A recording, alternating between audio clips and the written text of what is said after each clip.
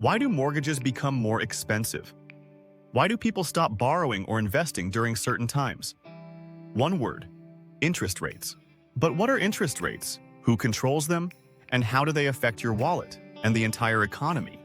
Today, we're breaking down the invisible force that shapes everything from your credit card bill to a country's GDP. Welcome to Unravel, Money and Economics. In this channel, we simplify the world of finance, economics, and money, so you can understand how it all works, no matter your background. Let's start with the basics. An interest rate is simply the cost of borrowing money, or the reward for saving it. When you take out a loan, the bank charges you interest. That's their profit for letting you use their money. When you deposit money in a savings account, the bank pays you interest because they're borrowing your money to lend to others. Think of it like the price of money. Just like prices go up or down in a store, interest rates go up or down in the financial world. These changes ripple across everything, from personal loans to corporate investment and even international trade. So who decides whether interest rates go up or down? While banks set the specific rates for customers, they're heavily influenced by something called the central bank rate, also known as the policy rate. In the US, that's the Federal Reserve. In Canada, it's the Bank of Canada. In the EU, it's the European Central Bank. These institutions adjust the benchmark interest rate, often referred to as the federal funds rate or overnight rate. This is the rate at which banks lend money to each other overnight. Sounds small? It is, but it's incredibly powerful. When the central bank raises or lowers this rate, it affects everything: mortgages, business loans, credit cards, and more. But why do central banks change interest rates in the first place? Two main reasons: to control inflation and to support economic growth. When inflation is too high, like we discussed in the last video, central banks raise interest rates to cool things down. Higher borrowing costs mean people and businesses spend less, which helps reduce price pressure. On the flip side, during economic downturns or recessions, central banks lower rates to make borrowing cheaper. This encourages spending and investing, which can help revive a sluggish economy.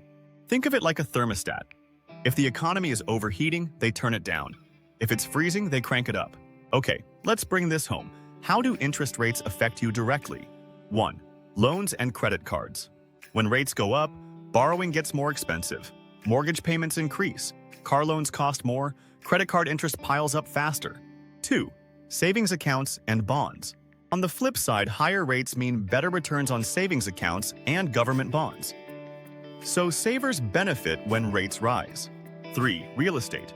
Higher rates often cool down housing markets. People can afford smaller mortgages, which reduces demand and can even lower home prices. 4. Stock market. Lower interest rates usually boost the stock market. Cheaper borrowing means businesses can grow more easily. But when rates rise, markets often pull back. That's why every time the Fed meets, investors, media, and economists all pay attention. It's not just about Wall Street, it affects Main Street too. Let's look at some real examples. In 2020, during the pandemic, central banks around the world slashed interest rates to near zero to support the economy. This made mortgages and loans cheap, leading to a housing boom in many countries. But by 2022-2023, inflation had skyrocketed. So central banks began raising interest rates aggressively to slow things down. Suddenly, mortgage rates doubled or even tripled in some places. Homebuyers paused. Businesses pulled back on borrowing. These rate hikes cooled inflation, but also risked slowing down economic growth. Interest rate decisions are always a balancing act. Stimulate the economy too much, and inflation runs wild. Tighten too much, and you risk triggering a recession. Before we wrap up, let's quickly go over a few key interest rate terms you'll hear often. Federal funds rate/policy rate. The rate set by a central bank that influences all other interest rates in the economy.